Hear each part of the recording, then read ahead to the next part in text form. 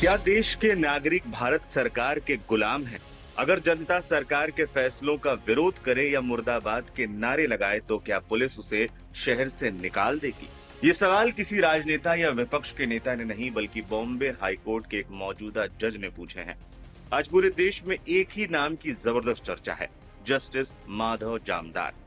उन्होंने पुलिस और प्रशासन को जो फटकार लगाई उसने भारतीय लोकतंत्र में विरोध करने के अधिकार यानी राइट टू प्रोटेस्ट की एक नई लकीर खींच दी है।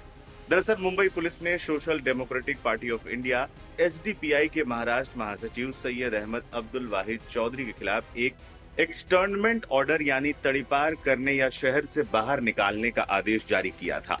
उन्हें 1 साल के लिए मुंबई और आसपास के इलाकों से बाहर रहने के लिए कहा गया। पुलिस का तर्क था कि चौधरी ने सीएए, एनआरसी, बाबरी मस्जिद और पेपर लीक जैसे मुद्दों पर प्रदर्शन किए और बीजेपी सरकार मुर्दाबाद और अमित शाह मुर्दाबाद जैसे नारे लगाए।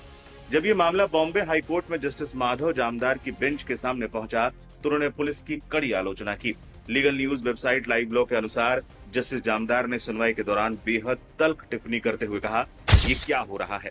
सभी नागरिकों को भारत सरकार का गुलाम बनाया जा रहा है। वो विरोध प्रदर्शन नहीं कर सकते, आंदोलन नहीं कर सकते। ये सब क्या है? सिर्फ बीजेपी सरकार मुर्दाबाद और अमित शाह मुर्दाबाद जैसे नारे लगाने पर किसी को तड़ीपार कैसे किया जा सकता है?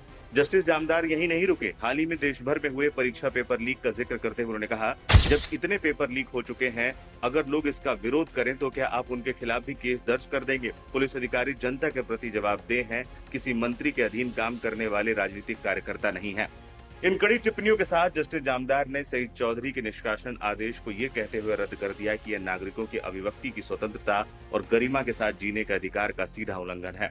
अब आपके मन में सवाल उठ रहा होगा कि सत्ता और पुलिस को आईना दिखाने वाले जस्टिस माधव जामदार आखिर हैं कौन? आइए उनके सफर पर एक नजर डालते हैं। 13 जनवरी 1967 को महाराष्ट्र के पुणे में जन्मे जस्टिस माधव जामदार का कानूनी और सामाजिक न्याय का सफर बेहद जमीनी रहा है। जस्टिस माधव जामदार की शुरुआती पढ़ाई नासिक और मुंबई में हुई। कानून की दुनिया में आने से पहले उन्होंने साइंस की पढ़ाई की। कीर्ति कॉलेज से बीएससी और फिर रुइया कॉलेज से इंडस्ट्रियल एनालिटिकल केमिस्ट्री में डिप्लोमा किया। दिलचस्प बात यह है कि 1989 तक उन्होंने एक फार्मास्यूटिकल कंपनी में काम भी किया। जस्टिस माधव जामदार के पिता जीडी जामदार 1960 से 1994 तक न्यायिक सेवा में रहे और बॉम्बे सिटी सिविल कोर्ट में जज पद से रिटायर हुए थे। 1991 में मुंबई के न्यू लॉ कॉलेज से एलएलबी करने के बाद माधव जामदार ने मशहूर वकील एम ए राणे के साथ अपने करियर की शुरुआत की। एक वकील के तौर पर माधव जामदार की पहचान एक ऐसे व्यक्ति की रही जो आम आदमी के मुद्दों के लिए लड़ता था, चाहे सिविल कर्मियों की मौत का मामला हो, नदियों का प्रदूषण हो, पेड़ों की कटाई हो या मेडिकल कॉलेजों की मनमानी फीस का मुद्दा। उनकी काबिलियत को देखते हुए हाईकोर्ट ने उन्हें कई बार एमिकस क्यूरी नियुक्त किया था। सालों तक एक सफल वकील और भारत सरकार के सीनियर काउंसिल के रूप में काम करने के बाद 7 जनवरी 2020 को उन्हें बॉम्बे हाईकोर्ट का अतिरिक्त जज नियुक्त किया गया।